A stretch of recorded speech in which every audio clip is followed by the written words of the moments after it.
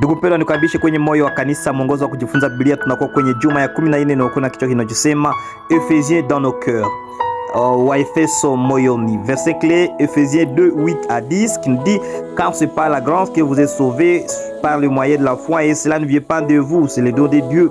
C'est le point par les œuvres en fait que personne ne se glorifie, car nous sommes son ouvrage ayant été créés en Jésus-Christ pour de bonnes œuvres que Dieu a préparées d'avance afin que nous les pratiquions.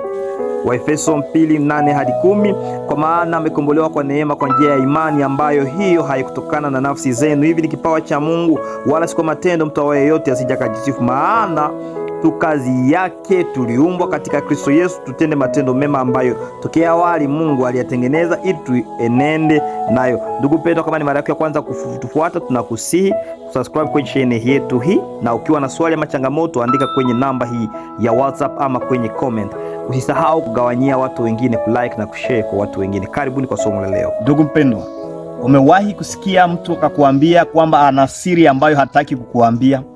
Ama umewahi kusikia siri fulani ambayo ulikusudia igundulike lakini hujawahi kuigundua?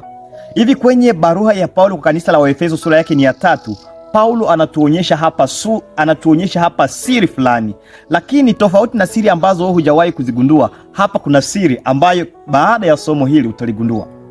Somo la leo linakuwa na kichwa kinachosema Nous sommes l'église du Dieu vivant.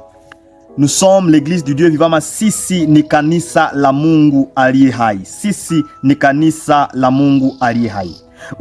Unaweza kujiuliza kwa nini ni jambo la muhimu na la kushishimua ili kwamba tupate kuingia katika kanisa la Mungu, ama tuwe miongoni mwa watu wa kanisa la Mungu.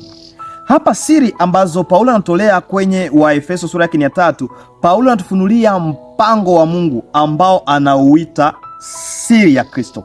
Kwenye Waefeso sura ya 3 mstari wa 4, anauita huo mpango, anauita siri ya Kristo. Hivi ukisoma kwenye fungu la 9 utaona ya kwamba Mungu alibuni mpango na akauficha huo mpango, ambayo imeitwa siri ya Kristo. Ilifichika kwa wakati fulani, na kwenye fungu la 11 mstari wa 3 Yesu alitimiza mpango huo. Ukiendelea kwenye fungu la 3 hadi 5 utaona kwamba mpango huu ulifunuliwa kwa Paulo na kwa watu wengine pia. Na kwenye mstari sasa huu wa 7 hadi wa 8 utaona kwamba Paulo alikabidhiwa kutangaza mpango huu ambayo iliitwa siri ya Kristo. Paulo akakabidhiwa mpango wa kuendeleza kazi hii. Na mwishowe kwenye fungu la 10 utaona mwishowe kila mtu akijua mpango huu, akijua ile ambayo iliitwa siri ya Kristo. Sasa ni mpango upi? Huu mpango ni mpango upi ambao unaitwa siri ya Kristo? Ni ipi? Ni kwamba watu wa mataifa mengine ni warithi pamoja, ni viungo vya mwili mmoja na washiriki wa ahadi katika Kristo Yesu kwa njia ya Injili. Wale ambao tulikuwa tukiwaita mapagani, wasiomjua Mungu. Siri ya Kristo ambao ni mpango ambao umefikirika hapa ni kwamba wale watu wote wa mataifa wengine wamekuwa warithi pamoja na Yesu Kristo. Wamekuwa warithi pamoja na kanisa la Yesu Kristo, pamoja na Waisraeli. Wamekuwa ni viungo vya mwili mmoja wanapokuwa katika kanisa la Yesu Kristo. Tunakuwa viungo vya mwili wa Yesu Kristo, na tunakuwa washiriki wa ahadi katika Kristo Yesu kwa njia ya Injili. Akiahidia kitu fulani chochote, tunakuwa miongoni mwa watu ambao wanaweza kudai hizo ahadi. Hii inamaanisha kanisa lenye umoja. Na Paulo anaomba kwamba kila mmoja wetu aweze kuimarishwa kwa nguvu kwa njia ya Roho wake na kujazwa na utimilifu wote wa Mungu, kwenye Waefeso 3:16 na 19. Unaweza kusoma hata Waefeso yote kwenye sura mzima, itakubariki zaidi.